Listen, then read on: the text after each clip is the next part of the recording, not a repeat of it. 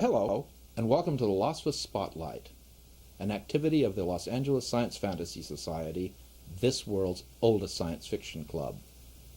I'm Charles Lee Jackson II, and I'll be your host for this series of programs by and about the LASFS. The LASFS began as the fourth chapter of the Science Fiction League, which was intended as a nationwide network of local clubs all dedicated to the preservation and proliferation of science fiction. The League, unfortunately, never really reached critical mass, and so almost as soon as it stopped growing, it started to fade away. The fourth chapter in Los Angeles decided that it wasn't going to let itself fade away, and so recreated itself, renaming itself the Los Angeles Science Fantasy Society, to include the other pillar of fantastic literature. And it continued from there and grew and was able to boast a meeting every week since the late 1930s. For all of those years, the LASFS was meeting in rented rooms, in recreation halls, in the homes of various members. In fact, when I joined the club in 1967, it was meeting in one of those grand old mansions in the Wilshire district of Los Angeles, where 5 or 6 of the members of the club were residing. And they held on to our library for us and very graciously allowed us every Thursday night to have our meeting in their sitting room and socialize in the drawing room. Or possibly the other way around. There was never a real consensus as to which room was which. The club continued after I joined it in its meeting wherever it could, members' homes. For some long time it met at the Palms Playground in West Los Angeles. But the club had one thing that no other science fiction club had. It had a building fund. In the early 60s, the idea of getting together a bunch of money so that the club could purchase its own property was proposed, and immediately rejected as ludicrous, and then immediately adopted. By the time I joined the club, the building fund was doing quite a good job, and within 10 years of the time I joined, we had enough money to purchase our own property. We got a nice storefront on Ventura Boulevard in Studio City. However, once the club had a stable base of operations from which it could work and where things could go on at other times of the week, the active membership increased. All those people that had been coming once a month or occasionally started coming every week and started showing up on Fridays and weekends for other events. And within 2 years, we'd outgrown the place. We had to find a new place. We found our new home on a big piece of property on Burbank Boulevard in North Hollywood, where we've been ever since. This piece of property has several buildings, as well as empty space around for socializing. On a typical Thursday evening, things get going about 7 p.m. And at 7:30, there's a little pre-program, a little entertainment, an animated cartoon, a serial chapter, or an old TV show episode. The meeting proper begins precisely, exactly, at 8 o'clock Finnish Standard Time, which is to say 8:10, 8:12, anywhere around there. At our business meeting, the members have an opportunity to learn about club business, share announcements, share reviews if they've seen a film or read a book they want to let everybody know about, and various other activities that come up during the course of a week in a science fiction fan's life. And we often have a program. We'll have a guest speaker, a science fiction author or a movie personality will come by, or we'll have a video. There's a lot going on at the LASFS. The meeting itself takes place in Freehafer Hall, which is designated as the room in which the LASFS meets. It's named for Paul Freehafer, about whom you'll learn more in future installments.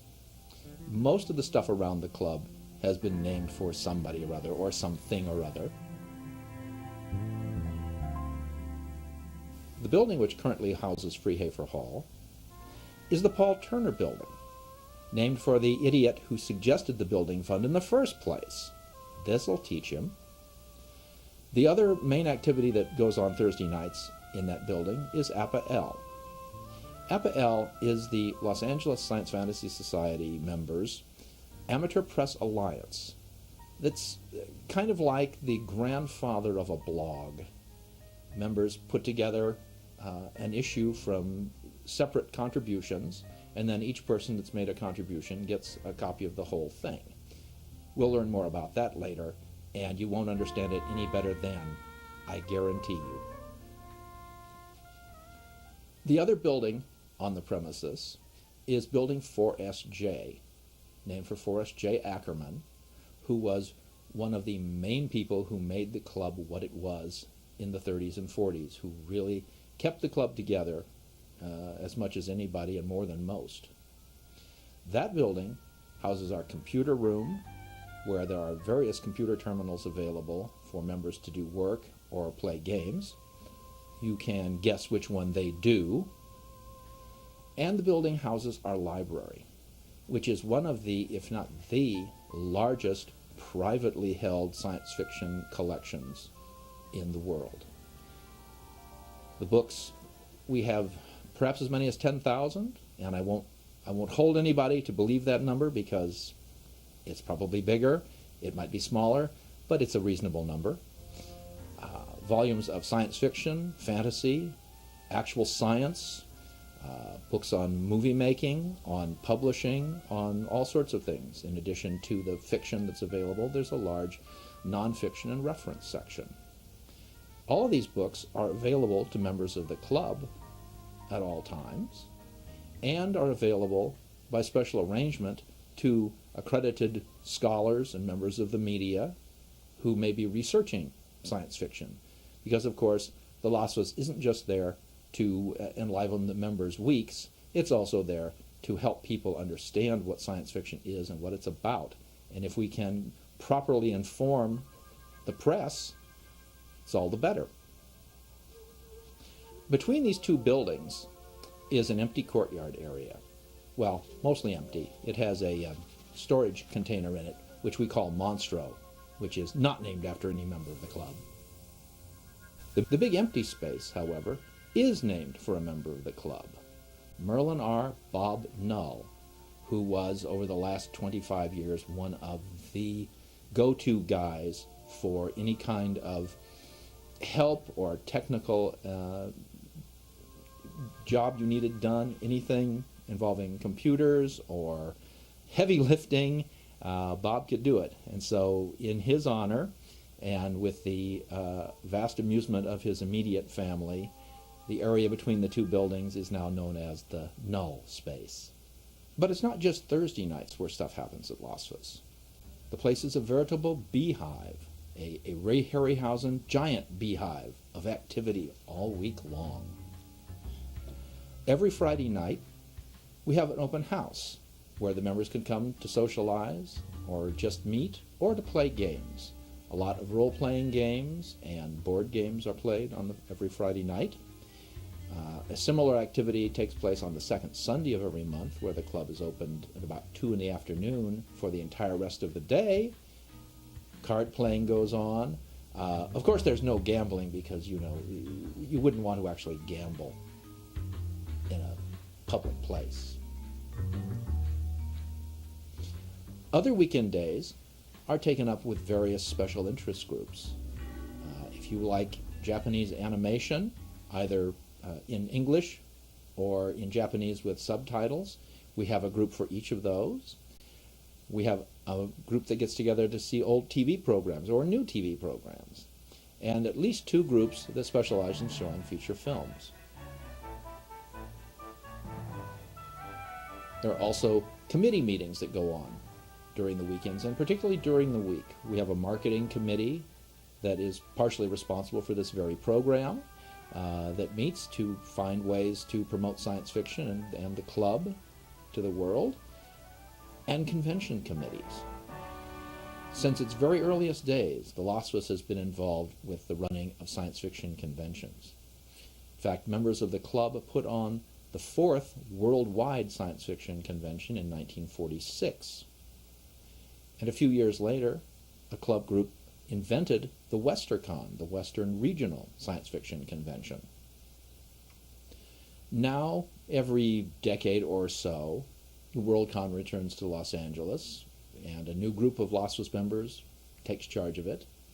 And every 5 to 7 years, WesterCon returns.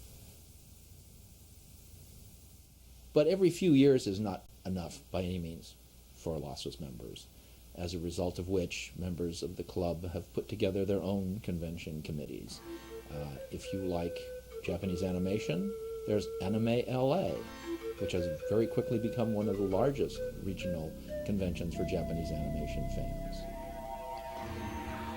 There's Gallifrey 1, which had a rocky start, but which blossomed over the years into possibly the #1 convention for fans of Doctor Who and British science fiction. There's also Empire Con, and this is the shameless plug part, a convention for fans of adventure movies and old cliffhanger serials. And we'll undoubtedly have one of those again real soon. But the main event at LASFS for conventions is LASCon, the LA area science fantasy convention. Held every year over Thanksgiving weekend, LASCon has boasted a huge array of science fiction professionals, authors, editors, artists, motion picture people, and lots of fans, as many as 2,000 and even more at some of the events. LASCon is a very friendly, relaxed atmosphere, at least if you're not on the committee. At LASCon, the fans can sit down and have a drink with a pro, can hang out, talk to almost anybody, which is a hallmark of science fiction fandom in general, that the fans and the pros have always been very close. The pros always like to talk to the fans, find out what's going on, get an idea as to how well their material is received. So LASCon makes a great venue for interaction, and it's one of the best conventions around. The LASFS is always very busy with many activities of interest to science fiction fans, so we hope we'll see you in a meeting very, very soon. And I hope I'll be seeing you in further installments of the LASFS Spotlight. You won't want to miss a single one, because you never know who's going to shine in the LASFS Spotlight.